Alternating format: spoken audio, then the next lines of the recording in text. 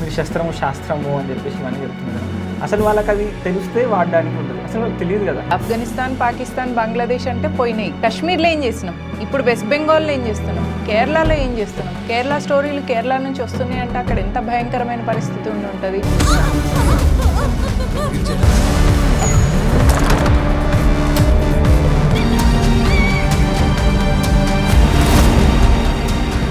Demography పెరగడం వల్ల తప్పేంటి? ఇప్పుడు హిందువులు పెరుగుతున్న సంఖ్య, అట్లా ముస్లింలు పెరుగుతారు. నిన్ను శత్రువు అనుకుంటే నువ్వు వాడిని మిత్రు అనుకున్నావు అనుకో, మూర్ఖుడు వాడా నువ్వా? మరి తరుణ్ కోసం ఒక్కడన్న వచ్చేసి రామ్ సలీమనో కృష్ణ అబ్దులనో అని ఎవ్వడు రాడెందుకు? ఎందుకంటే వాళ్ళకు క్లారిటీ ఉన్నది, కన్ఫ్యూజన్లో మన వాళ్ళు ఉన్నారు, ధర్మద్రోహులు దేశద్రోహులు మన దానిలో ఉన్నారు. ఇరాన్లో కమ్యూనీ చనిపోతే భారతదేశంలో ఉన్న చాలా మంది ముస్లింలు కూడా ఇక్కడ ప్రొటెస్టులు చేయడము, ఏడవడము.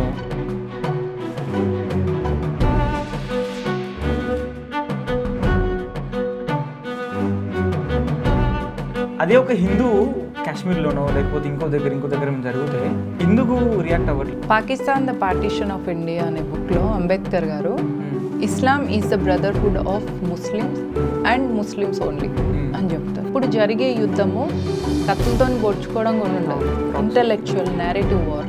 ఈ నేరేటివ్ని అండర్స్టాండ్ చేసుకోవాలి. వాళ్ళు ఇంటలెక్చువల్ క్షత్రియాగా ప్రతి అమ్మాయి అబ్బాయి కావాలి. నిన్ను శత్రువు అనుకుంటే నువ్వు వాడిని మిత్రు అనుకున్నావు అనుకో, మూర్ఖుడు వాడా నువ్వా? బాబర్నామాలో క్లియర్గా రాస్తాడు, ఈ కాఫిర్ నేల మీద నా శవాన్ని ఉంచొద్దు, నన్ను తీసుకెళ్ళి మళ్ళీ ఇరాన్ ఇరాక్ దగ్గరనే నన్ను బొందబెట్టాలి, ఈ నేలలో నన్ను బొందబెట్టొద్దు అని. నమస్తే అందరికీ, వెల్కమ్ టు త్రికాల్ వాయిస్. నేను మీ అజయ్ కుమార్. సో మరికొత్త పాడ్కాస్ట్తో మీ ముందుకు వచ్చాను. మన గెస్ట్ ఎవరో కాదు, మనందరికి తెలుసు, హిందుత్వవాదం కోసం అండ్ ప్రజెంట్ జరుగుతున్న అనేక రకాల నేరేటివ్స్ పైన వారు మాట్లాడుతుంటారు. మనందరు సుపరిచితులు కూడా. వారు అడ్వకేట్ అండ్ బీజేపీ పొలిటీషియన్ కూడా. వారు ఎవరో కాదు, మౌనిక శంకర్ గారు. అక్క నమస్కారం. నమస్తే అజయ్. నమస్తే. బాగున్నారు అక్క? Good, very nice. సో మనం 1 year నుండి అనుకుంటాం యాక్చువల్లీ. సో నేను కొంచెం నువ్వు ఎప్పుడు కాల్ చేసినా నేను ఏదో ఒక అవుట్ ఆఫ్ స్టేషన్ ఉంటాను. అదే అట్లా మొత్తానికి ఈరోజు మనం పాడ్కాస్ట్ చేస్తున్నాం. హిందుత్వం విషయంకి వస్తే ప్రతి ఒక్కరు హిందుత్వాన్ని తిట్టేవాళ్ళే. అండ్ ఇప్పుడు దాడులు కూడా హిందూ దేవాలయం పైన జరుగుతున్నాయి. ప్రతి వారం ఏదో దగ్గర హిందూ దేవాలయం పైన దాడి జరగడము, దానికి మనం ఏమన్నా కొంచెం ఏమైనా చర్య తీసుకున్నాం, మన పైన కేసులు అవ్వడము, ఇట్లా అవ్వడం. ఎందుకు కావాలని దాడులు? ఇంతకుముందు ముస్లిమ్స్ ఉన్నారు, ఇప్పుడు ఉన్నారు, కానీ ఇప్పుడు ఎందుకు జరుగుతుంది? అండ్ ఈ ప్రభుత్వం వచ్చినాక జరుగుతుందా? అసలు ఏంటి మెయిన్ కారణం అనేది ప్రజల్లో ఉన్న విషయం. సో దీనికి మీరు ఏం చెప్తారు? ప్రపంచంలో 100కు పైగా క్రిస్టియన్ కంట్రీస్ ఉన్నాయి, 50కి పైగా ఇస్లామిక్ కంట్రీస్ ఉన్నాయి. హిందువులకు ఒక్క కంట్రీ కూడా లేదు. ఉన్న హిందూ దేశాన్ని ఇస్లాం చేద్దామని ఒక కంట్రీ, ఒక ఐడియాలజీ ఉన్నవాళ్ళు, క్రిస్టియనైజ్ చేద్దామని ఒక ఐడియాలజీ ఉన్నవాళ్ళు ప్రయత్నం చేస్తున్నారు. ఇప్పుడు ఏమైందంటే ఫండింగ్ ఎక్కువ జరుగుతుంది, సోషల్ మీడియా కూడా యాక్టివ్గా ఉంది, కాబట్టి అందరికీ తెలుస్తుంది. మేము చదువుకున్నప్పుడు మా క్లాసులలో 1-2 ముస్లిం పిల్లలు ఉంటుండే, 1-2 క్రిస్టియన్ పిల్లలు ఉంటుండే. ఇప్పుడు మన పిల్లలు ఒక 30 మంది ఉంటే వాళ్ళు 10 మంది ఉంటున్నారు. ఈ పరిస్థితి ఏమైపోయిందంటే వాళ్ళ సంఖ్య పెరుగుతున్న కొద్దీ మన లోపల ఇంకా కూడా జాతీయ భావం కానీ, ఇంకా కూడా ధర్మం పట్ల క్షాత్ర తేజం కానీ రాకపోవడం వల్ల మనము ఈ ఫోర్సెస్ అటాక్స్ని చూస్తున్నాం. అట్ ద సేమ్ టైం వీటిని ఎదుర్కోవడానికి మనం ఒక సంస్థతో కలిసి పనిచేయాలన్న విషయం తెలుసుకోలేకపోతున్నాం. ఇండివిజువల్గా ఫైట్ చేయడం, ఇండివిజువల్ రైట్స్ కోసం ఆలోచించడం, నాకేం లాభం వస్తుంది అనే స్పృహతోనే ఉంటున్నాం. కానీ కలెక్టివ్ మెకానిజంలో పనిచేస్తూ ఇజ్రాయెల్ ఉంది ఇప్పుడు. అక్కడ వాళ్ళకి తెలుసు మనకు న్యాచురల్ రిసోర్స్ లేదు, మనకంటూ ఒక దేశం లేదు అని తెలిసినా కూడా మనకు తెలివి ఉంది, ఆ తెలివితో మనం నిర్మించుకుందాం, ఆ తెలివితో మనం మన జాతిని కాపాడుకుందాం అనే సోయి ఉంది వాళ్ళకు. మన దగ్గర అది లేదు. ఎందుకంటే ఆఫ్ఘనిస్తాన్ కోల్పోయినా ఆ సోయి కొంచెం వచ్చింది, పాకిస్తాన్ బంగ్లాదేశ్ కోల్పోయినాక కూడా కొంచెమే వచ్చింది. యాక్చువల్గా ఎంత వచ్చింది అనేది నన్ను అడిగితే నేను ఒక పెసిమిస్ట్గానే సమాధానం చెప్తా ఈ విషయంగా. ఎందుకంటే ఇవి ఆఫ్ఘనిస్తాన్, పాకిస్తాన్, బంగ్లాదేశ్ అంటే పోయినాయి. కాశ్మీర్లో ఏం చేసినాం, ఇప్పుడు వెస్ట్ బెంగాల్లో ఏం చేస్తున్నాం, కేరళలో ఏం చేస్తున్నాం, కేరళ స్టోరీలు కేరళ నుంచి వస్తున్నాయి అంటే అక్కడ ఎంత భయంకరమైన పరిస్థితి ఉండి ఉంటుంది. బెంగాల్ ఎట్లున్నది, అక్కడ హిందువులు అందరూ పలాయనం చేస్తున్నారు వెస్ట్ బెంగాల్ నుంచి. కాశ్మీర్ నుంచి అలా ఆల్రెడీ చేసినాం, అయిపోయింది. ఇప్పుడు ఇంకా ఇక్కడ కూడా 3 రాష్ట్రాల పరిస్థితి కోల్పోయినట్టే కదా. మరి ఇంకా ఎప్పుడు వస్తుంది సోయి, లేదా ఏం జరగబోతుంది అని అనేది ఆలోచించినప్పుడు భయం అవుతుంది. కాబట్టి ఆ భయాల గురించి వాటి గురించి ఆలోచించకుండా మన పని మనం చేసుకుంటూ పోదాం అని మాత్రమే నేను స్టిక్ అయ్యి ఉన్నాను. ఇందాక మీరు డెమోగ్రఫీ గురించి మాట్లాడినప్పుడు డెమోగ్రఫీ పెరగడం వల్ల తప్పేంటి? ఇప్పుడు హిందువులు పెరుగుతున్నారు సంఖ్య, అట్లా ముస్లింలు పెరుగుతారు అని వాళ్ళు మాట్లాడతారు. సో డెమోగ్రఫీని మీరు థ్రెట్గా అంటున్నారు కదా, సో ఎందుకు థ్రెట్?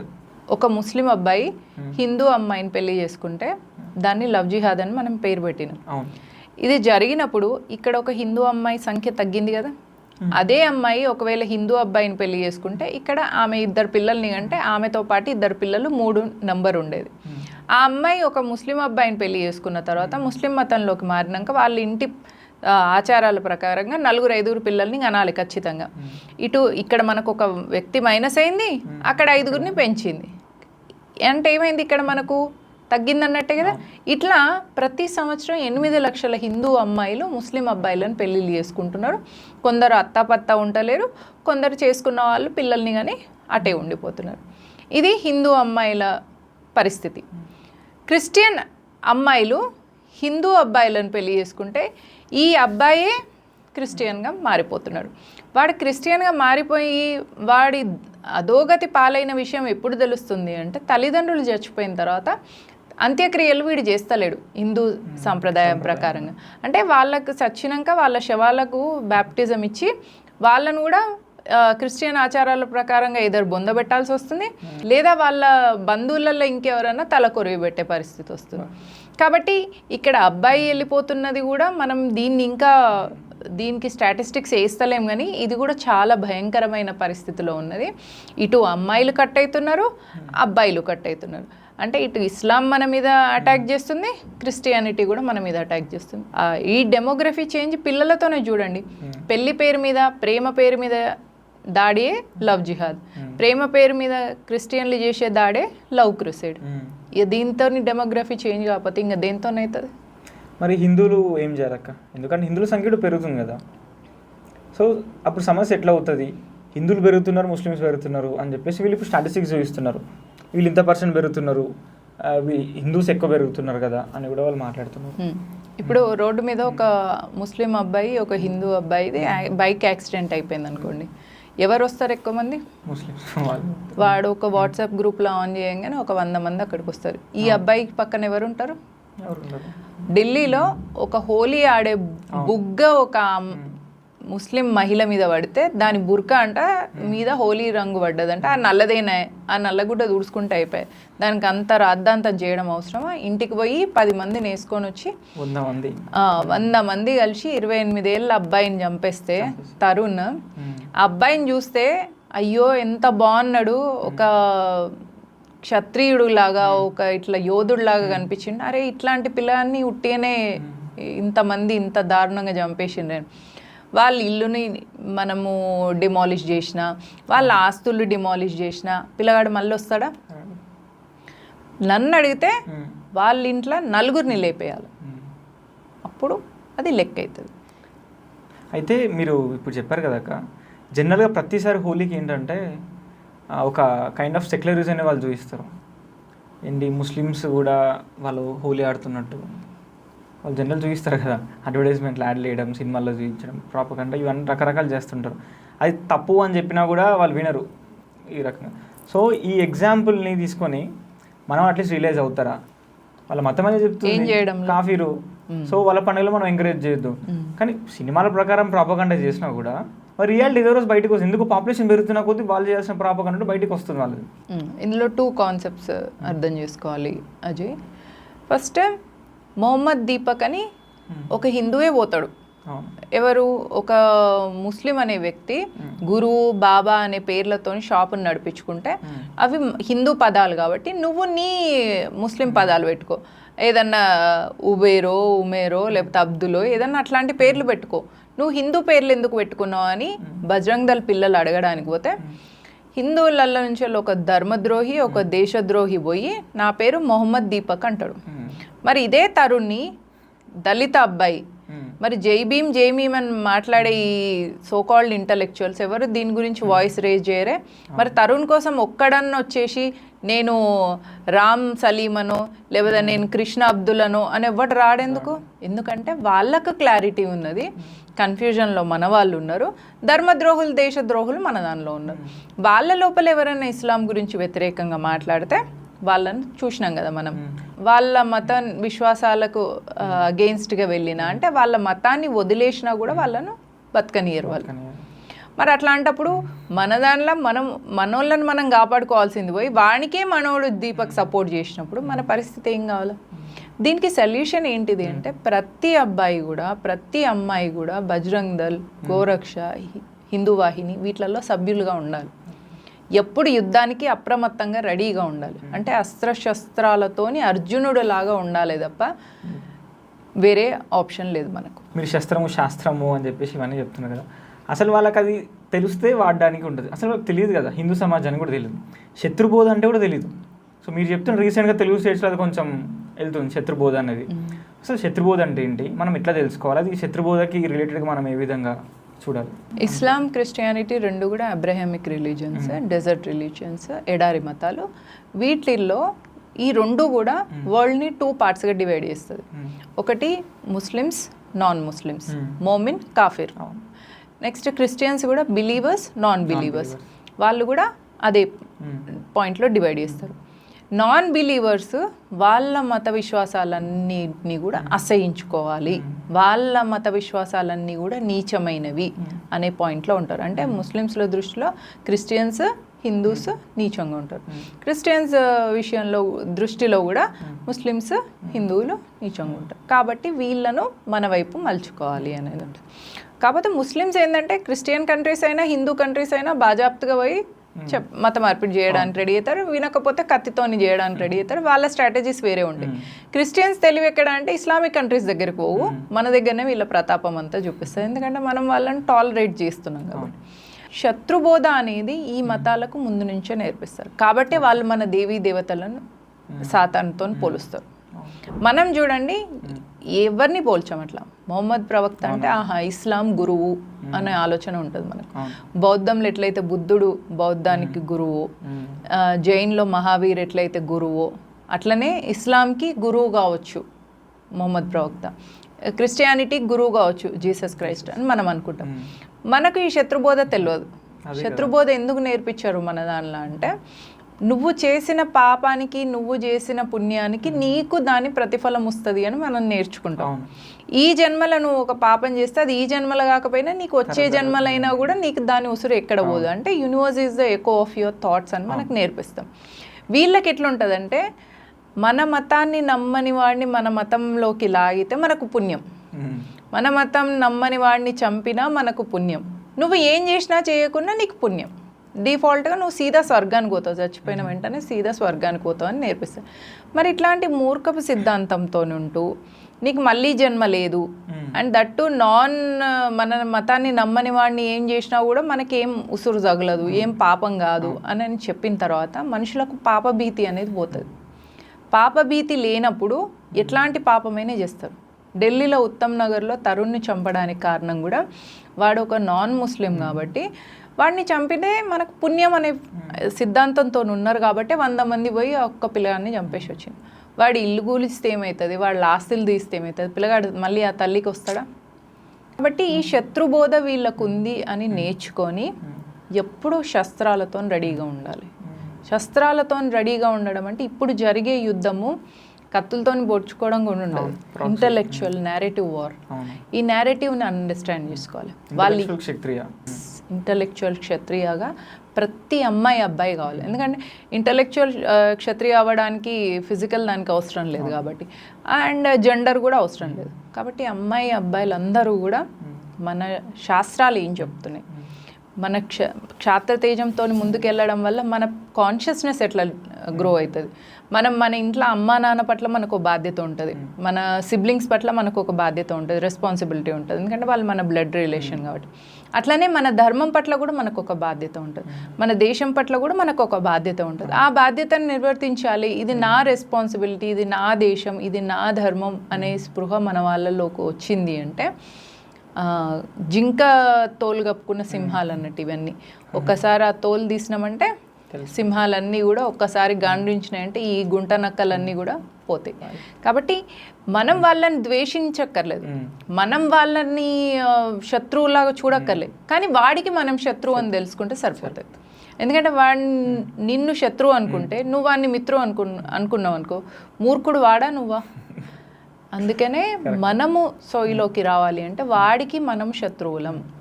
తరుణ్ ఇన్సిడెంట్ని అందరికీ చేర్చేలా మీలాంటి వాళ్ళు ప్రయత్నం చేయాలి. దానివల్ల ఏమవుతుంది, వీళ్ళకు మనం అంటే ద్వేషం, వీళ్ళకు మనం అంటే అసహ్యం. కాబట్టి మనందరం కలిసి ఉండాలి, మనందరం ఒక్కటై ఉండాలి. కుల ప్రాంత భాషకు అతీతంగా మనం హిందువులుగా ఉండాలి. ఎట్లా కలవాలి అందరం అంటే బజరంగ్ దళ్, హిందూ వాహిని, విశ్వ హిందూ పరిషత్ లాంటి సంస్థలతో కలిసి మనం పనిచేయాలి. మనం ఇంకో హిందూ కోసం పనిచేయగలగాలి. ఒక చెంప మీద కొడితే ఇంకో చెంప చూపించే పాత ముచ్చట పక్కకు, ఒక చెంప మీద కొడితే వాని చెంప మీద కొట్టడం అనేది లేటెస్ట్. మౌనికా సుంకరన్ నువ్వు అడిగితే ఒక చెంప మీద వాడు కొడితే వాని చెయ్యి నరుకు. ఎందుకు? వాడు ఇంకొక బలహీన హిందూ చెంప మీద కొట్టిండు అనుకో, వాడు నీలాగా తిరిగి కొట్టలేదనుకో, వాడు ఆ బాధను అనుభవిస్తున్నాడు కదా. అదే నువ్వు నిన్ను కొట్టిన వెంటనే నువ్వు వీని చెయ్యి నరికినావు అనుకో, నువ్వు ఆ హిందువుని కాపాడిన వాడు అవుతావు కదా. ఇది క్షాత్ర తేజం అంటే. ఇది చెప్తుంటే నాకు స్వామి వివేకానంద ఒక కోట్ గుర్తొస్తుంది అక్క. స్వామి వివేకానంద ఏమంటాడంటే, హిందుత్వం నుండి మతం మారిన వ్యక్తి మారితే ఒక సంఖ్య తగ్గడం కాదు, మనకు శత్రువు పెరుగుతున్నట్టు అని చెప్పేసి అంటాడు. సో మీరు చెప్తుంది శత్రుబోధ ఎందుకు అవసరం అంటే ఇందుకే, మతం మారుతున్నాడు వాడు అన్నా కూడా హిందుత్వం పైన వ్యతిరేకంగా ఉంటుండే అంటే వాడు శత్రుత్వంతో చూస్తున్నాడు హిందుత్వాన్ని. కరెక్ట్. అంతేకాని ఏదో సంఖ్య తగ్గుతుందా అనే ఉద్దేశంతో మనం సంఖ్య తగ్గుతుంది అనుకుంటున్నాం. సో శత్రుబోధ తెలియని కారణంగా వాళ్ళు ఈ రకంగా అంటున్నారు. సో అక్క చాలా అద్భుతంగా చెప్పారు, చాలా క్లుప్తంగా చెప్పారు. అయితే ఇప్పుడు రీసెంట్గా ఇరాన్లో ఖమేనీ చనిపోతే భారతదేశంలో ఉన్న చాలామంది ముస్లింలు కూడా ఇక్కడ ప్రొటెస్టులు చేయడము, ఏడవడము, అసలు లబ్బోదిబ్బో, అసలు ఆ వీడియోలు చూస్తే కొన్నిసార్లు సరే వాళ్ళు ఎమోషనల్ అయ్యారు, ఏదో అయ్యారు. అదే ఒక హిందువు కాశ్మీర్లోనో లేకపోతే ఇంకో దగ్గర జరిగితే ఎందుకు రియాక్ట్ అవ్వట్లేరు? అండ్ వాళ్ళకి మనకి వ్యత్యాసం ఏంటక్క? వాళ్ళు ఎందుకు అట్లా థింక్ చేయగలుగుతారు? ఒక యూనివర్సల్ థాట్తో వాళ్ళు చూస్తున్నారు. హిందూ అంటే ముస్లిం ఎక్కడైనా సరే ముస్లిమే అన్నట్టుగా, ఒక హిందూ ఎందుకు చూడలేకపోతున్నాడు? Pakistan the partition of India అనే బుక్లో Ambedkar garu Islam is the brotherhood of Muslims and Muslims only అని చెప్తారు. అంటే ప్రపంచంలో ఎక్కడ ఏ ముస్లింకి అన్యాయం జరిగినా ముస్లిం మాట్లాడతాడు. అదే ఒక ముస్లిం హిందూ మీద ఏదన్నా అన్యాయం చేసినప్పుడు సైలెంట్గా ఉంటాడు. ఎందుకంటే అక్కడ ముస్లింకి సపోర్ట్ చేస్తే ఏమన్నా అనుకుంటాడేమో అని చెప్పి సైలెంట్గా ఉంటాడే తప్ప అసలు మనసులో ముస్లిం ఎక్కడైనా కూడా బాగుండాలి అనే ఆలోచన ఉంటుంది. బంగ్లాదేశ్లో దళిత దీపు హిందూ మీద దాడి జరిగినప్పుడు ఒక్క ముస్లిం కూడా ఇక్కడ మాట్లాడలేదు. అదే ఇరాన్లో కమీనా గురించి మాత్రం మాట్లాడుతున్నారు. అంటే వీళ్ళ కుత్తే కమీనేలందరూ వీళ్ళకు బామర్దులు అవుతారు, వీళ్ళకు చుట్టాలు అవుతారు. అదే ఏ హిందూ అన్యాయంగా హిందూ మీద దాడి జరిగినా వీళ్ళకు ఏమాత్రం చలించదు. ఇది రాక్షస ప్రవృత్తి అంటారు దీన్ని. ఈ శత్రుబోధ ఎంత ఘోరంగా వీళ్ళ లోపలికి వెళ్ళిపోయిందంటే మనిషిని చంపేస్తుంటే మనిషిగా చూడట్లే, హిందువా ముస్లిమా అని చూస్తున్నారు. అది ఒకవేళ ముస్లిం చనిపోతే వీళ్ళకి బాధే కావాలి, అదే హిందూ చనిపోతే వీళ్ళకి బాధ కాదు. అందుకే వీళ్ళు ఇరాన్ గురించి బాధపడతారు. సరే వీళ్ళు పాకిస్తాన్ నుంచి వెళ్ళి ఇంతమంది ఇక్కడికి వచ్చేసిండ్రు, అప్పుడు ఆపరేషన్ సింధూర్ అప్పుడు కూడా పాకిస్తాన్ పట్ల ఇదే బాధతో ఉన్నారు వాళ్ళు. కానీ గట్టిగా అంటే శత్రుదేశం కదా పాకిస్తాన్ అని సైలెంట్గా ఉన్నారు, ర్యాలీలు తీయలేకపోయినరు. తీస్తే ఓపెన్గా వీళ్ళు దేశద్రోహులని తెలిసిపోతుంది కాబట్టి. అదే ఇరాన్ అయ్యేది ఉంటే ఏం అట్లా ఉండదు కదా, అందుకనే ఇక్కడ ర్యాలీలు తీస్తున్నారు. బంగ్లాదేశ్ హిందువుల మీద ఎవరైనా బంగ్లాదేశీయులు దాడి చేస్తే అక్కడ మాట్లాడారు. కాబట్టి ఈ నేరేటివ్ ఏంటంటే చాలా నాక్ అండ్ కన్నింగ్ నేరేటివ్. ఈ నాక్ అండ్ కన్నింగ్ నేరేటివ్ని అర్థం చేసుకోలేని అమాయక జింకలు ఎవరున్నారు అంటే హిందువులు. వీళ్ళు గుంటనక్కల లెక్క బాగానే ఉన్నారు. ఈ జింకల కోసం ముందు నిలబడి కొన్ని సింహాలు పోరాటం చేస్తుంటే ఆ సింహాలకు సపోర్ట్ అని ఇచ్చినా చాలు. నేను ఆశపడేది ఏంటంటే జింకల్లాగా ఉన్న ఈ అమాయక హిందువులు కొంచెమన్నా క్షాత్రతేజం తెచ్చుకొని వీళ్ళ నక్కజిత్తుల తెలివిని అర్థం చేసుకొని హిందూగా సపోర్ట్గా, అంటే నా కులమేంది నీ కులమేంది, నా ప్రాంతమైంది నీ ప్రాంతమైంది, నీదేం భాష నాదేం భాష అనే ఆలోచన నుంచి బయటకు వచ్చి ఒక హిందూ కోసం నిలబడినప్పుడు రేపు భవిష్యత్ తరాలు కూడా హిందువులుగా ఉంటారు. లేదంటే వాళ్ళకు కూడా మత మార్పిడులకు బలైపోతారు వాళ్ళు. నాకు ఇప్పుడు మీరు శత్రుబోధ అని చెప్పారు కదా, ఇందాకనే మాకు మైండ్లో క్వశ్చన్ వచ్చింది. ఇప్పుడు శత్రుబోధ అంటే కేవలం ఇస్లాం పైనే మనం ఉండాలా, అంటే ఇన్ని రకాలుగా హిందుత్వానికి శత్రువులు ఉన్నారనేది కొన్ని విషయాలు చెప్పాలంటే ఏమేమి చెప్తారు? కొన్ని ఫ్యాక్టర్స్ ఉంటాయి కదా బేసిక్గా. మనకు బ్రేకింగ్ ఇండియా ఫోర్సెస్ ఏంటి అని ఆలోచిస్తే 800 సంవత్సరాలు ఇస్లాం అని, ఇస్లాంకి వివిధ పేర్లు, తుర్కులని, మొఘళ్ళని, ఆఫ్ఘన్లని, వివిధ నాగరికత నుంచి వచ్చిన బందీపోటు దొంగలు ఈ దేశంకి వచ్చి ఈ దేశంలో ఉన్న రాజుల మధ్యలో చిచ్చు పెట్టి కొన్ని రాజ్యాలను వాళ్ళు హస్తగతం చేసుకొని వాళ్ళు రాజులై, టిప్పు కూడా అట్లాంటోడే. కాబట్టి ఈ అక్బర్ కానీ, టిప్పు కానీ, ఔరంగజేబ్ కానీ, ఫర్ దట్ మ్యాటర్ బాబర్ ఎవరైతే అయోధ్య రామ జన్మభూమిని కూల్చాలని, అది కూడా శత్రుబోధే. ఎందుకంటే నీకేం అవసరం ఒక ఆలయాన్ని కూల్చడం? ఒకరి ప్రార్థన ఆలయాన్ని నువ్వు కూలుస్తున్నావు అంటే దాన్ని కూల్చి ఆ చుట్టుపక్కల ఉన్న 2 లక్షల మంది హిందువుల్ని చంపి 70,000 మంది మతం మార్చి ఆ ఆలయాన్ని 2 నెలల తర్వాత ఆలయ గోపురాన్ని చేరుకోగలిగింది. అంటే అంతమంది ప్రతిఘటించినట్టే కదా. అది కూడా శత్రుబోధనే, ద్వేషం. మళ్ళీ బాబర్ నామాలో క్లియర్గా రాస్తాడు, ఈ కాఫిర్ నేల మీద నా శవాన్ని ఉంచొద్దు, నన్ను తీసుకెళ్ళి మళ్ళీ ఇరాన్ ఇరాక్ దగ్గరనే నన్ను బొందబెట్టాలి, ఈ నేలలో నన్ను బొందబెట్టొద్దు అని అన్నాడు. మరి నీకు ఈ నేల ఇంత నచ్చనప్పుడు ఈ నేలను ఎందుకు నువ్వు కూల్చినావు? ఈ నేలలో వీళ్ళు ప్రార్థించుకునే ఆ ప్రార్థనా ఆలయాల పట్ల నీకు ఎందుకు అంత ద్వేషం? ఇది ఇస్లాం నుంచి వస్తుంది. బ్రిటిష్ క్రిస్టియన్ కూడా భారతదేశంలో మిషనరీస్తోని మన దేశం మీద లూటీ చేసే ప్రయత్నం చేశాను. ఇప్పుడు పంట పండించుకునే వాళ్ళు, ఎందుకంటే భారతదేశం వ్యవసాయ కేంద్రంగా ఉండేది, ప్రతి ఒక్కరు వ్యవసాయం చేసేవాళ్ళు కులంతో సంబంధం లేకుండా. నేల ఉన్న వాళ్ళైనా నేల లేని వాళ్ళైనా ప్రతి ఒక్కరికి ఎక్కడో ఒక దగ్గర ఎంతో కొంత భూమి ఉంటుండే. అప్పుడు బాటర్ సిస్టమ్ ఉంటుండే. అంటే నువ్వు పంట పండించుకున్న తర్వాత నీవు ఆ పంట తీస్తే వేరే కులం వ్యక్తి ఎవరైనా చెక్క పని చేసే అతని దగ్గర నుంచి నువ్వు తెచ్చుకోవాలంటే నువ్వు అతనికి ధాన్యం ఇవ్వాలి. బంగారం వెండి చేసే అతనికి నువ్వు ధాన్యం ఇస్తే అతను నీకు బంగారం వెండి, అట్లా ఇది బాటర్ సిస్టమ్ నడుస్తున్నాయి. అయితే ఆ టైంలో భారతదేశానికి బ్రిటిష్ ఈస్ట్ ఇండియా కంపెనీ ఒక వ్యాపారం చేద్దామని వచ్చి, ఇక్కడ వీళ్ళు చిన్న చిన్న సొసైటీస్గా ఉన్నారు కాబట్టి ఒకరి మీద ఒకరికి చాడీలు చెప్పించి ఒకరి మీద ఒకరికి మధ్యలో చిచ్చులు పెట్టి అక్కడ వీళ్ళు కూడా ఇదే చేసి వీళ్ళు సంపదనంతా కొల్లగొట్టి తీసుకెళ్ళిపోయింది. దానికి వీళ్ళు ఏం చేసిండ్రు, ట్రైన్ ట్రాక్లు వేసుకొని ఆ బంగారాన్ని అంతా నింపుకొని తీసుకొని వెళ్ళిపోయినరు. అట్లా ట్రిలియన్ల బంగారం తీసుకెళ్ళిండ్రు అనేది హిస్టరీ రికార్డెడ్గా ఉంది. అట్లా సంపదను తీసుకెళ్ళి అంత చేసినా వీళ్ళు మతం మారతలేరు అని ఇంకొక ఐడియా వచ్చింది వీళ్ళకి. ఏంటిది అంటే చర్చిల్ లాంటి ఒక నికృష్టులు, ఒక నరరూప రాక్షసులు చేసిన ప్లాన్ ఏంటిది అంటే, పంట వీళ్ళు పండించుకున్నాక ఆ పంటను మొత్తం తీసుకెళ్ళిపోతే ఒక 10 రోజులు వారం రోజులు పిల్లల ఆకలితోనే అలమటించిన తర్వాత మిషనరీ నుంచి వెళ్ళి ఒక ఫాదరు సిల్వన్ పట్టుకొని వచ్చి, నీకు ప్రభువు ఈ బియ్యం బస్తా ఇచ్చిండు అని చెప్తారు. చెప్పగానే ఆహా ఏదో దేవుడు, కొత్త దేవుడు బియ్యం బస్తా ఇచ్చిండు. బియ్యం బస్తా ఆకలితో ఉన్నోడికి తిండి ఎవరు పెడితే వాడే దేవుడు అంతే. అట్లా వీళ్ళను రైస్ బ్యాగ్ కన్వర్ట్స్ అంటారు. అంటే బియ్యం బస్తాకే మతం మారిపోయింది. ఆ బియ్యం బస్తా ఇయ్యంగానే ఫాదర్ వాళ్ళకి చెప్పిన అన్నట్టు, ఈ కానించి నీ పేరు జనార్దన్ కాదు జానథన్, ఈ కాంచి నీ పేరు పృథ్వీ కాదు పీటర్ అని చెప్పగానే అప్పటి నుంచి వీడు జనార్దన్ కాస్త జానథన్ అయిపోయిండు, పృథ్వీ కాస్త పీటర్ అయిపోయిండు. ఈ 2 చేసిన తర్వాత 1947లో బ్రిటిష్ ఈ భారతదేశాన్ని వదిలేసి వెళ్ళిపోయిన తర్వాత అయినా వాళ్లకు తృప్తి కాలే. ఇంత చేసినా లూటీ చేస్తేమి, దౌర్జన్యాలు చేస్తేమి, ఆలయాలు కూల్చితేమి, అయినా కూడా ఇంకా వీళ్ళు హిందువులుగా ఉన్నారు. ప్రపంచమంతా ఎక్కడికి పోయినా కూడా ఐదర్ ఇస్లాం దేశమైంది, క్రిస్టియన్ దేశమైంది, భారతదేశం ఏంది అటు ఇటు కాకుండా ఉంది అని చెప్పి భారతదేశాన్ని విడదీసిండ్రు. పాకిస్తాన్ అని, బంగ్లాదేశ్ అని అట్లా దేశాన్ని ముక్కలు చేసిండు. అయినా తృప్తిగాలే. తర్వాత వాళ్ళ ప్రాక్సీగా ఒక వ్యక్తిని, ఒక పార్టీని ఇక్కడ నడిపించాను. ఆ పార్టీ వాళ్ళ బూట్ లిక్కింగ్ చేసుకుంటున్నది. ఆ బూట్ లిక్కింగ్ చేసుకుంటూ ఉండడమే కాకుండా కాంగ్రెస్ కమ్యూనిస్టులకు మంచి పెద్ద పీట ఇచ్చింది. నెహ్రూ ఇందిరా టైంలో మీరు చూస్తే కమ్యూనిస్టే మొత్తం ఎడ్యుకేషన్ డిపార్ట్మెంట్స్లో ఉన్నారు, అన్ని యూనివర్సిటీస్లలో వాళ్ళే ఉన్నారు. వీళ్ళు ఏం చేసిండ్రు అంటే, నువ్వు దేనికైతే గర్వంగా ఫీల్ అవుతావో, నువ్వు గర్వంగా ఫీల్ అయ్యేదాన్ని నీ నుంచి లాక్కున్న తర్వాత ఇంకా నువ్వు దేని గురించి ఫీల్ అవుతావు? నీకు స్వాభిమానం ఎక్కడ ఉంటుంది, నీకు సెల్ఫ్ రెస్పెక్ట్ ఎక్కడ ఉంటుంది? అలా లేకుండా చేయడానికి వీళ్ళు చేసిన టాక్టిక్స్ ఏంటిది అంటే, రాణి దుర్గావతి మీద రాణి దుర్గావతితోని అక్బర్ 3 సార్లు యుద్ధం చేస్తే 3 సార్లు ఆయనను ఓడిస్తే వాడు యుద్ధం నుంచి పారిపోయిన విషయాన్ని పక్కన పెట్టి అక్బర్ని అక్బర్ ద గ్రేట్ అని చూపించే ప్రయత్నం చేసిండు. అట్లా పృథ్వీరాజ్ చౌహాన్ గోరీని చంపిన విషయం మాత్రం బయటికి చెప్పరు, నువ్వు గర్వంగా ఫీల్ అయ్యేది చెప్పరు.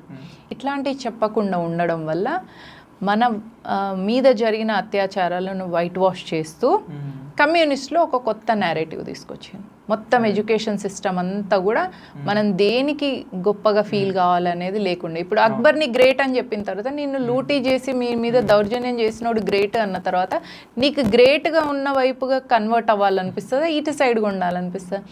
ఏ టీం అయితే స్ట్రాంగ్ ఉంటుందో ఆ టీంకి వెళ్ళిపోవాలనిపిస్తుంది. కాబట్టి ఇట్లా మన నేరేటివ్లో మన ప్రౌడ్ని, మన సెల్ఫ్ రెస్పెక్ట్ని, మన గ్రేట్నెస్ని తక్కువ చేస్తూ ఉన్న వాళ్ళలో కమ్యూనిస్టులు కూడా. కాబట్టి ముల్లా విషయంగా ఇస్లామిక్ అట్రాసిటీస్, రజాకర్లు తెలంగాణలో, మిషనరీ విషయంలో బ్రిటిష్ ఈస్ట్ ఇండియా కంపెనీ చేసిన లూటీ దౌర్జన్యాలను, కమ్యూనిస్టులు 1947 నుంచి వెళ్ళి వీళ్ళు చేసిన దౌర్జన్యాలను వైట్ వాష్ చేస్తూ వాళ్ళనే గ్రేట్గా చెప్తూ నువ్వు వేస్ట్ అని చెప్పుకుంటూ వెళ్ళినప్పుడు, నీ నాగరికతను కాపాడిన శివాజీ గురించి నీకు తెలియనప్పుడు, పృథ్వీరాజ్ చౌహాన్ గురించి నీకు తెలియనప్పుడు, రాణి దుర్గావతి గురించి నీకు తెలియనప్పుడు నువ్వు దేని గురించి గర్వంగా ఫీల్ అవుతావు? నువ్వు గర్వంగా ఫీల్ అయిన కానప్పుడు నువ్వు దేని గురించి పోరాటం చేస్తావు? ఇట్లా గర్వము, పోరాట పటిమ రెండింటిని పక్కన పెట్టిన తర్వాత ఒక మనిషి ఆత్మ లేని శరీరం ఎట్లయితే శవం అవుతుందో అట్లా అయిపోయింది. ఆ సమాజాన్ని ఇప్పుడు ఒక 100 సంవత్సరాలుగా ఒక సంస్థ తట్టి లేపుతుంది, నీ లోపల ఉన్న క్షాత్రతేజాన్ని మేల్కొల్పుతుంది. కాబట్టి మనందరం, ఆ సంస్థ ఆకాశం నుంచి ఊడిపడలేదు, అందులో ఉన్న సభ్యులు ఎవరు? మనమే.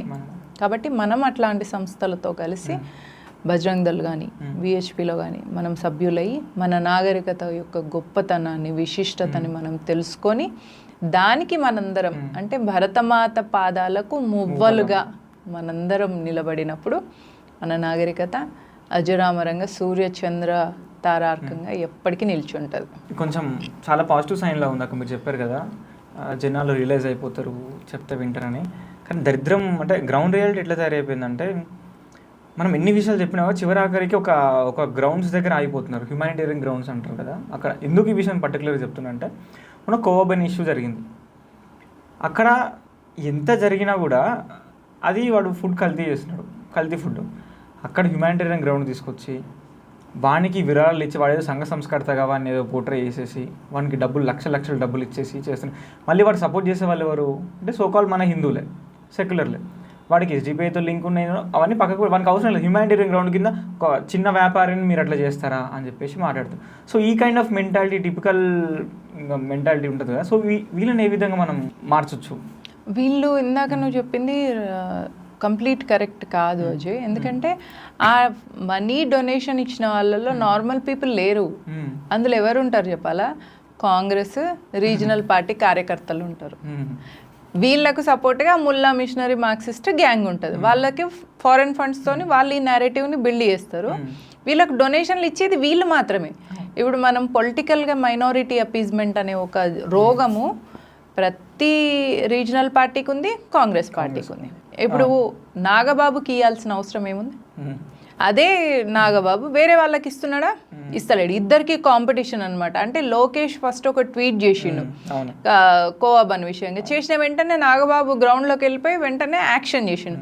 ఒకరేమో థాట్ ఇస్తారు, ఒకరేమో యాక్షన్ ఇస్తారు. ఎందుకు అంటే అక్కడ పొలిటికల్గా వీళ్ళు స్ట్రెంగ్తన్ అవ్వడం కోసం. వీళ్ళకు పాలిటిక్సే ఐడియాలజీ కోసం పాలిటిక్స్ కాదు వీళ్ళు, పాలిటిక్సే వీళ్ళ ఐడియాలజీ. దానికి మైనారిటీ అపీజ్మెంట్ చేయడానికి కూడా వీళ్ళు ఆలోచించారు. కాబట్టి regional parties, Congress party minority అపీజ్మెంట్లో ముందుంటుంది. మొన్న కోవాబన్లో డొనేషన్ ఇచ్చింది హిందువులు ఇచ్చిండ్రు, సెక్యులర్ హిందువులు అనేది కరెక్ట్ అనుకోను నేను. ఎందుకంటే అందులో హిందువులు లేరు, వీళ్ళే ఉన్నారు. ఈ రీజనల్ పార్టీ కార్యకర్తలు సోషల్ మీడియాలో ఉన్నారు. వాళ్ళు మోస్ట్ ఆఫ్ ద పీపుల్ మన సెక్యులర్ మైండెడ్ హిందూసే చాలా మంది. వీళ్ళు సెక్యులర్ కాదు, వీళ్ళకి ఏది తెలియదు, ఇటు ధర్మం తెలియదు. అంటే ఇప్పుడు ఏది లేటెస్ట్గా ఒక టాపిక్ ఉంటే ఆ టాపిక్ మీద ఒక వీడియో చేసినాం అనుకో లైక్స్ వస్తాయి. అంటే వీళ్ళు ఒక లో చీప్ స్టాండర్డ్ యూట్యూబర్స్. వీళ్ళు ఎక్కడ ఏ టాపిక్ ఉంటే ఆ టాపిక్కి ఇన్స్టెంట్గా వైరల్ టాపిక్ అనుకోండి, దాని గురించి ఇలా ఒక చిన్న వీడియో చేయగానే వ్యూస్ వస్తాయి, ఆ వ్యూస్ నుంచి కొన్ని పైసలు వస్తాయి, దాంతో బతికిస్తారు. వీళ్ళకి ఏముండదు, ఇటు క్షాత్రతేజం ఉండదు, అటు వాళ్ళలాగా బ్రేకింగ్ ఇండియా ఫోర్సెస్ చేయరు, ఇటు మనలాగా కన్స్ట్రక్టివ్ ఇండియా కోసం నిలబడరు. ఇప్పుడు బైనరీ లాంగ్వేజ్లో 0 ఉంటుంది, లేదంటే 1 ఉంటుంది. అయితే నువ్వు 1 అని ఉండాలి, 0 అని ఉండాలి. వీళ్ళంతా ఏంటంటే ఎవరైతే ఈ కోవాబన్కి సపోర్ట్ చేసిన వీళ్ళను మనం సెక్యులర్స్ అంటగా, వీళ్ళందరూ ఈ 0 కాకుండా 1 కాకుండా మధ్యలో ఒకటి ఉంటుంది చూసినా 0.5 అన్నట్టు. వీళ్ళు ఇటు ధర్మానికి పనికిరారు, ఇటు దేశానికి పనికిరారు, ఇటు సమాజానికి పనికిరారు. ఒక పారాసైట్ లాగా సమాజంలో బతుకుతారు, కొన్ని రిసోర్సెస్ని వాళ్ళ జీవితకాలంలో వాడుకుంటారు, ఓ రోజు వస్తారు, దేనికి పనికిరారు వీళ్ళు. కాబట్టి వాళ్ళ నేరేటివ్స్ పక్కన పెట్టేస్తే వీళ్ళని మనం కౌంటర్ చేయగలగాలి. కాబట్టి ఇట్లాంటి వాళ్ళు ఎవరైనా మీరు అన్నట్టుగా ఆ సెక్యులర్ మైండ్ సెట్ ఉన్న యూట్యూబర్స్ ఎవరైనా వీళ్ళు ఇట్లా చేసిండ్రు అని అంటే వీళ్ళని ఇగ్నోర్ చేయొచ్చు, పర్వాలేదు. వాళ్ళను మనం హ్యాండిల్ చేయాలి. ఎట్లా ఆ నేరేటివ్స్ని మనం స్ట్రెంగ్త్ చేయాలి. ఇప్పుడు తరుణ్కి జరిగిన అన్యాయం ఉంది, ఇది జై భీమ్ జై మీమ్ అని మాట్లాడతారు కదా, మరి వీళ్ళు ఎందుకు ఇప్పుడు మాట్లాడతలేరు? దళితుడు కదా, ఈ పాయింట్ని తీసుకురావాలి. దీపక్ విషయంగా అయితే అందరు వస్తారు, దీపక్ చాలా గ్రేట్, మొహమ్మద్ దీపక్ అయిండు అని. మరి అబ్దుల్ గాడు కూడా శ్రీ అబ్దుల్ కాలేకపోయింది ఎందుకు? తరుణ్ని కాపాడడం కోసం. అట్లా ఇది శత్రుబోధ, ఇదిని మనం తీసుకెళ్ళాలి ప్రజల్లోకి. మీలాంటి వాళ్ళు ఏం చేయాలి, ఇట్లాంటి వాటిని టైమ్ అండ్ అగైన్ హైలైట్ చేస్తూ ఉండాలి. ఎందుకంటే మీరు మీ సర్వైవల్తో పాటుగా హిందూ సమాజ సర్వైవల్ కోసం కూడా పనిచేయగలగాలి. మీలాంటి వాళ్ళు 100 మంది అవసరం లేదు, కౌరవులు 100 మంది ఉంటారు, పాండవులు 5 ఉంటారు. వా, సూపర్ అక్క. నిజం, ఎంతైనా మంచి ఇప్పుడు కలియుగంలో చాలా తక్కువ ఉంటుంది అక్క, చెప్పేవాళ్ళు కూడా ఎవరన్నా. ఇంకొకటి రీసెంట్గా నేను చూస్తుందక్క, మన తెలంగాణ స్టేట్లో ఎక్కువ ఎవరైతే హిందుత్వం కోసం మాట్లాడుతున్నారో అందులో చీలికలు తెచ్చే ప్రయత్నం కావాలని చేస్తున్నారు, ఈ సోషల్ మీడియా మాధ్యమంగా వాడుకొని కూడా చాలా రకాలుగా. సో వాళ్ళకి మీరు ఏం చెప్పాలనుకుంటున్నారు? హిందుత్వాన్ని బలపరచాలనుకుంటారా, లేకపోతే దానికి అంటే హిందుత్వం పేరుతో మీరు అన్నారు కదా తోలు కప్పుకున్నా అన్నట్టుగా, ఆ రకంగా ప్లాన్ చేసే వాళ్ళు చాలామంది ఉన్నారు. పేరు ఫస్ట్ హిందుత్వం పేరు మీద వచ్చేసి తర్వాత ఇంకొకలాగా ఉన్నారు, చాలామంది ఉన్నారు. ఫస్ట్ హిందుత్వం గురించి మాట్లాడతారు, తర్వాత ఇప్పుడు హిందుత్వం ఒక మార్కెట్ అయిపోయింది జనరల్గా.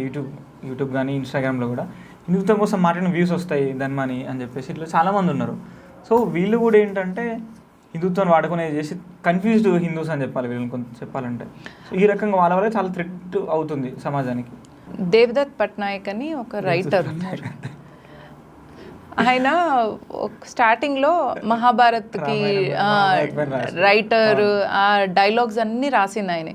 అసలు ఒక్కసారి ఇంత ఫేమస్ అయిపోయాడు. తర్వాత Devdutt Patnaik is for sale అయిపోయింది. సేల్ అయిపోయిన తర్వాత నేరేటివ్ని ట్విస్ట్ చేస్తున్నాడు, హిందూయిజం వేరు హిందుత్వ వేరు అని అట్లా. సో తెలివిని ఫస్ట్ ధర్మం కోసం వాడి పైసలకు అమ్ముడు పోయిన తర్వాత ఆ తెలివిని ట్విస్ట్ చేసి కన్ఫ్యూజ్ చేస్తాడు ఆడియన్స్ని. కానీ ఆడియన్స్ ఎవరు అంత ఫూల్స్ ఉండరు. ఆయన ట్విస్ట్ చేసిన వెంటనే ఆడియన్స్ అందరు తిట్టడం మొదలుపెట్టాను.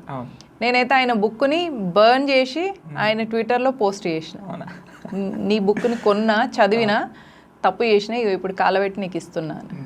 కాబట్టి నాలాంటి చాలామంది ఆయన బుక్స్ చదివి ఇన్స్పైర్ అయిన వాళ్ళందరూ వీడు ధర్మద్రోహి అని తెలుసుకున్న తర్వాత అతను ఇట్లాంటి వాడు అని తెలిసినాక నేను నా వాయిస్ని ఇంకెక్కువ రైజ్ చేసిన. ఎందుకంటే మన వాళ్ళని కొనుక్కొని మనకే శత్రువు అంటే మన వేలుతోని మనకన్నే పొడిపించే ప్రయత్నం చేస్తున్నప్పుడు మనం ఇంకా గట్టిగా పనిచేయాలి అని మనం తెలుసుకోవాలి. ఇవన్నీ తెలుసుకోవాలి అజయ్. ఎందుకంటే ఇప్పుడు మనం ఒక గ్యాడ్జెట్ వాడుతున్నాం అనుకోండి, ఒక యాప్ ఫర్ దట్ మ్యాటర్, ఒక యాప్ మనం డౌన్లోడ్ చేసినప్పుడు do you agree for the terms and conditions అన్నది.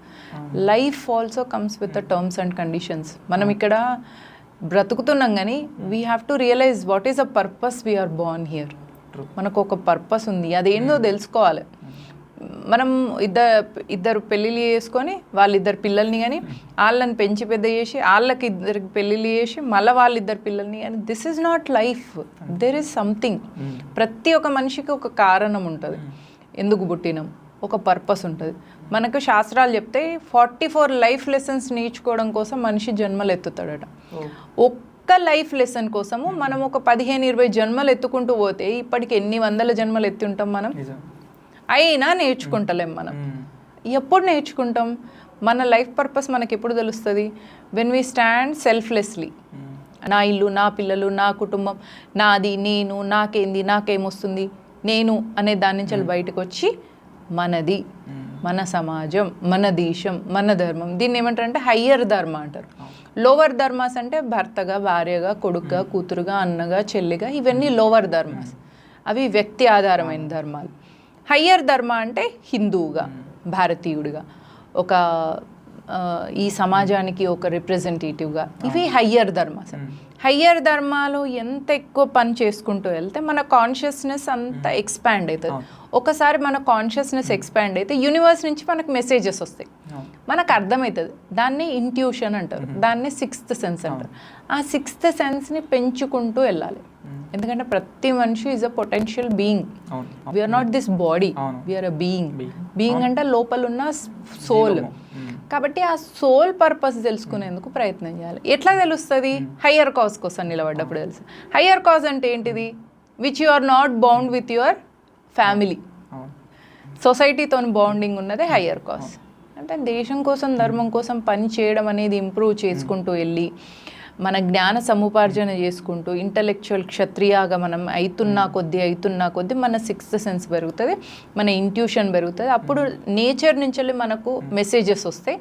ఆ మెసేజెస్ అకార్డింగ్గా మన లైఫ్ని మనం అలైన్ చేసుకుంటూ వెళ్తే మనం ఒక సూపర్ కాన్షియస్ అవుతాం. అప్పుడు మన పర్పస్ తెలుస్తుంది, అప్పుడు మన లైఫ్ లెసన్ లెర్న్ చేసుకుంటాం, అప్పుడు ఆత్మ ఉద్ధరణ జరుగుతుంది. మీరు చెప్తున్న నాకు ఒక చిన్న విషయం గుర్తొచ్చింది అక్క.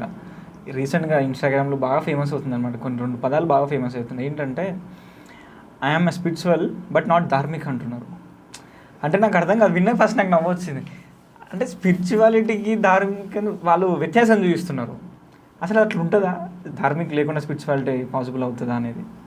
స్పిరిచువల్, ధార్మిక్ ఈ 2 వర్డ్స్ కూడా సనాతన ధర్మం, హిందూ ధర్మమే. ఇస్లాం ప్రకారంగా ఒకటే జన్మ. వాడు పుణ్యం చేసినా, పాపం చేసినా, రేపిస్ట్ అయినా, మర్డర్ అయినా వాడు స్వర్గానికి వెళ్తాడు. వాడిని బొంద పెడతారు. అందుకనే వాళ్ళు బొందలు పెట్టుకుంటారు, కాలబెట్టుకోరు శవాలను. క్రిస్టియానిటీ ఇది కూడా సేమ్. వాడు రేపిస్ట్ అయినా, మర్డరర్ అయినా, హిందువులను ఎంతమందిని చంపినా, ఏం చేసినా కూడా వాడు బొంద పెట్టిన తర్వాత వాడు కూడా సీదా స్వర్గానికి పోతాడు. క్రిస్టియన్ల స్వర్గంకి ముస్లింలకు, హిందువులకు ఎంట్రీ లేదు. ముస్లింల స్వర్గంలకు క్రిస్టియన్స్కి, హిందూస్కి ఎంట్రీ లేదు. ఇక్కడ ఏంది తెలుసుకోవాలంటే హిందువులకు 2 స్వర్గాలకు ఎంట్రీ లేదు. క్రిస్టియన్లకు వాళ్ళ స్వర్గం వాళ్ళకు ఉంది, ముస్లింలకు వీళ్ళ స్వర్గం వీళ్ళకు ఉంది. కాబట్టి స్పిరిచువాలిటీ క్రిస్టియన్స్కి, ముస్లిమ్స్కి సంబంధం లేని విషయం. స్పిరిచువాలిటీ అంటే ఏంటిదంటే స్పిరిట్. స్పిరిట్ అంటే ఏంటిది? బాడీ లోపల ఉన్న ఒక ఫీలింగ్. ఇప్పుడు నేను మీకు ఒక విషయం చెప్తున్నాను అనుకోండి, నాకు తలనొస్తుంది అంటావా? తలనొస్తుంది, నా తల నొస్తుంది, నా కాలు నొస్తుంది, నా చెయ్యి నొస్తుంది. నేను తల అంటున్నానా? నేను కాలు కాదు, నేను తల కాదు, నేను చెయ్యి కాదు, నేను ఈ శరీరం కాదు, నా శరీరం. మరి నేనెవరు? That is a spirit. అది స్పిరిచువాలిటీ.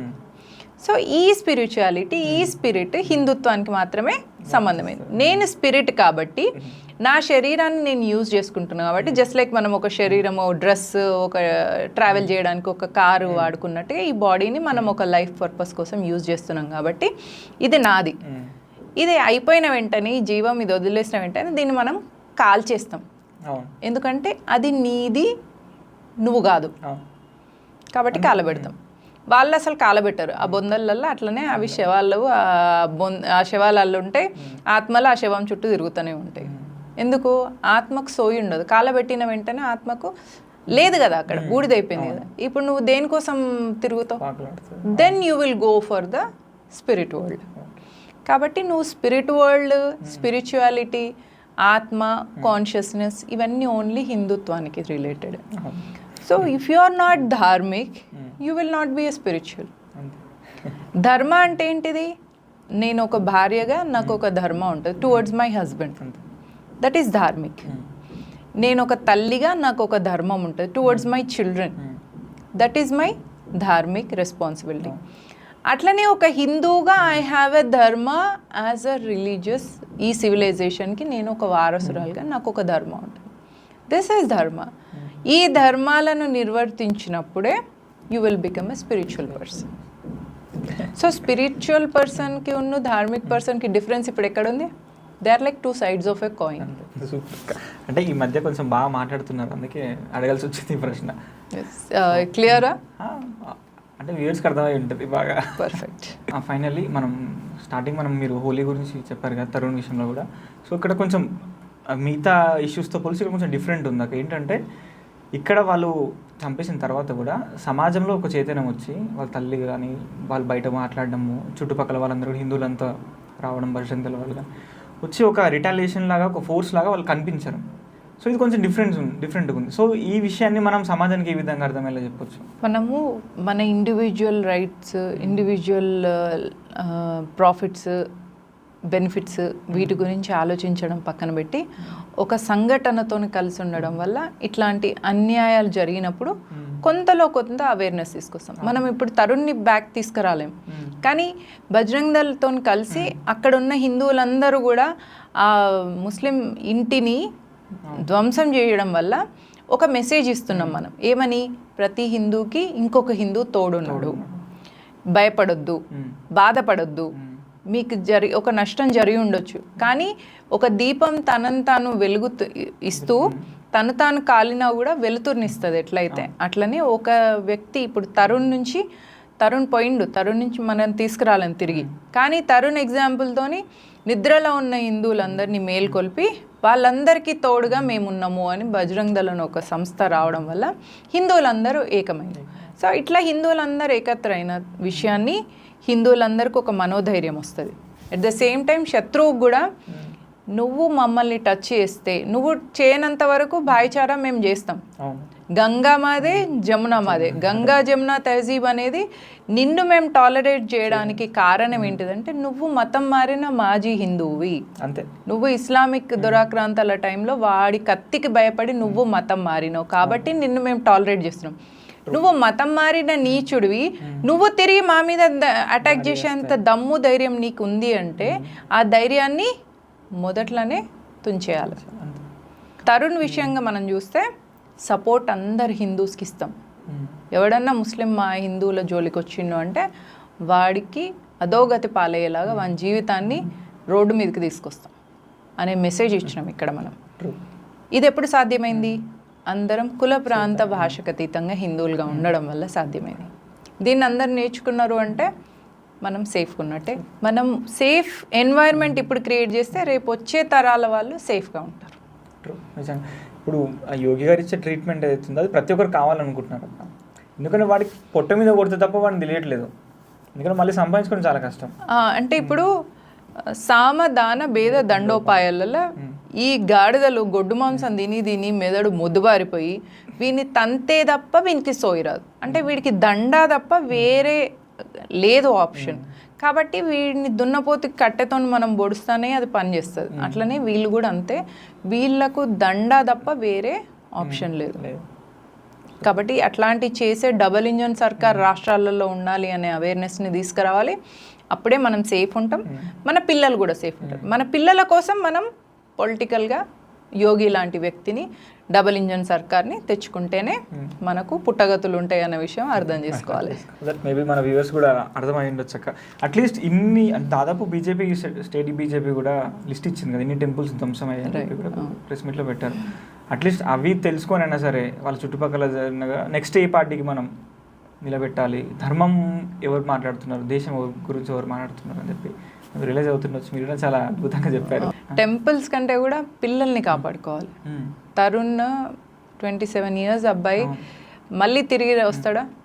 కాబట్టి టెంపుల్ అంటే అది కూల్ చేస్తే మళ్ళీ కట్టుకుంటాం, మళ్ళీ అందరం డబ్బులు వేసుకుంటాం, కట్టుకుంటాం. ఒక అబ్బాయి ఒక అమ్మాయిని మనం కోల్పోయినాం అనుకోండి, లవ్ జిహాద్కి కోల్పోయినా, తరుణ్ లాగా దాడుల్లో కోల్పోయినా మళ్ళీ తెచ్చుకోలేం. కాబట్టి చాలా కాషియస్గా ఉండాలి, చాలా కేర్ఫుల్గా ఉండాలి. మన పొలిటికల్గా మనకి ఏమవుతుంది అంటే ఇల్లు వాడిది కూల్చడం వల్ల మనకు కొంచెం రిలీఫ్ అవుతుంది. బట్ దెన్ అయినా వాడు రాడు, కానీ ఆ రిలీఫ్ కోసమన్నా మనం గవర్నమెంట్ చేయాలి.